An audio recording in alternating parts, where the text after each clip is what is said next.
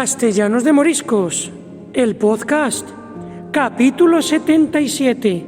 El buey no es de donde nace, sino de donde pace. Un refrán que empleamos cuando queremos afirmar que en lo que se refiere a las costumbres hacen más las compañías que el linaje o la crianza. Cuando se vuelve más importante el lugar donde uno vive y crece que el lugar de su nacimiento.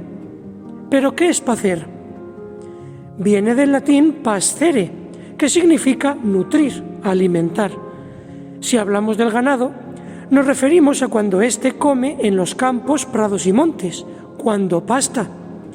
Pero si hablamos de las personas, apacentar significa también dar pasto espiritual, instruir, enseñar, cebar los deseos, sentidos o pasiones. Tal vez por eso sea que cuando nos encontramos a gusto en un sitio agradable, sereno y tranquilo, digamos de él que se trate de un lugar apacible. ¿Y qué pensáis vosotros? ¿Que es Castellanos un lugar apacible para vivir? Para el ganado, sin duda, desde siempre.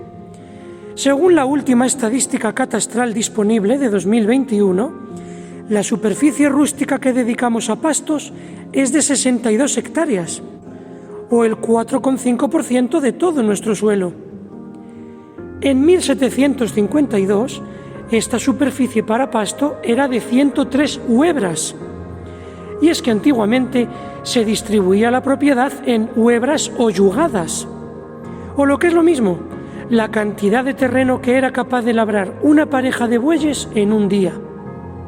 La huebra equivale a 4.400 metros cuadrados, lo que arroja unas 45 hectáreas para pasto hace 270 años, 17 menos que en la actualidad. Pero también la población era 10 veces menor a la de ahora. Durante todo el siglo XIX y principios del XX, en las descripciones de nuestro pueblo que aparecen en los diccionarios de Miñano, Madoz, Riera y Espasa, se dice que en Castellanos hay buenos pastos que sirven de sustento al ganado lanar y vacuno. Tenemos muchas más referencias sobre el aprovechamiento de los pastos en nuestro pueblo, a través de las centurias. Una de ellas, sacada de uno de estos diccionarios, concretamente del Geográfico de España de 1960. Allí se dijo que de las espigas no cosechadas por nuestros agricultores, sacadas en arriendo, cada año venían a Castellanos unas 2.000 ovejas procedentes de otros términos. Varios años se adjudicó la subasta a piaras acogidas de Sanchón de la Sagrada y San Muñoz. Pero esto no podía ser siempre así. Máxime cuando agricultores y ganaderos siempre están mirando al cielo. En 1885 se celebró una sesión extraordinaria con la presencia de ediles y de casi todo el vecindario, con el fin de prohibir que el ganado de forasteros entrase a pastar en el territorio municipal, reservándolo para que fuera aprovechado solamente por los del pueblo. Concretamente se subastaron los pastos de los Prados Cabo y Martín Juan. Suena egoísta si no lo contextualizamos, pero hay que decir que en aquel entonces toda España arrastraba los efectos de una sequía generalizada 2 años atrás. Pero es que además, ese mismo año 1885, tuvo lugar la última gran epidemia de cólera, cuya alarma social y desconocimiento trajo consigo multitud de formas de pretender curar la enfermedad, junto con las discusiones sobre cuáles eran más eficaces. Y por si todo esto fuera poco, encima se declaró una reincidencia de viruela en el ganado lanar. Por lo que en todo este escenario de incertidumbre y miedo se tomaron esta y otras medidas, como la orden dada de encerrar en prados diferentes a los cerdos y a los bueyes. Pero si retrocedemos más aún en el tiempo, la primera referencia al aprovechamiento de los pastos la encontramos en 1557. Se trata de 2 pleitos litigados entre el canónigo de la Catedral de Salamanca, don Juan de Bobadilla, y nuestro vecino Luis Alonso.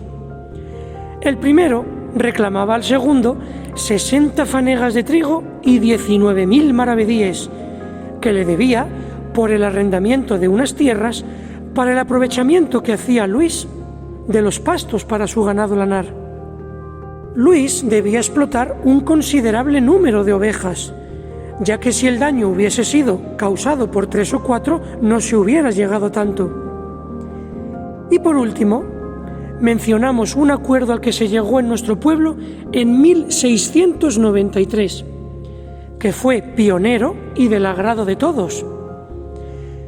El pueblo celebró una asamblea vecinal en la que se expuso el inconveniente que se veía si cada vecino aprovechaba con sus propios ganados los pastos particulares que le pertenecían, por cuanto de seguir haciéndolo así, veían que llegaba un momento en que no había pasto para los ganados en general.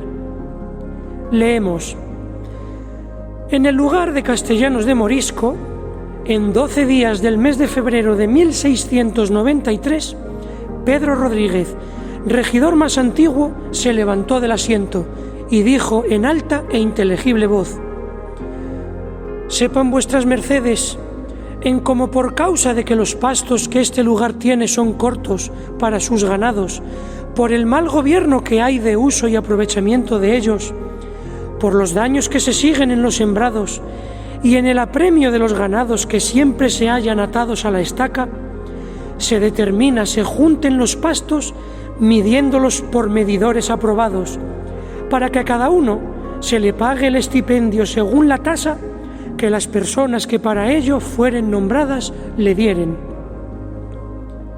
Es decir, se acordó que todos los ganados de los vecinos pastaran conjuntamente en los pastos de todos, con 3 requisitos. En primer lugar, medir los pastos, para pagarlos proporcionalmente a sus dimensiones. En segundo lugar, encontrar un guarda cuidador del ganado. Y por último, solicitar el permiso correspondiente a las autoridades de Salamanca.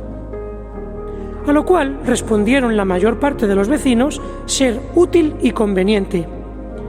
Por lo que 2 semanas más tarde, nuestro alcalde Francisco Gómez Velasco dice: pido al señor don Fausto de Dueñas y Mójica, abogado de los consejos y teniente de corregidor en Salamanca, se me dé comisión para que pueda nombrar medidores para los prados, digan dónde han de andar dichos ganados, anden debajo de un mismo guarda y se sepa lo que han de comer.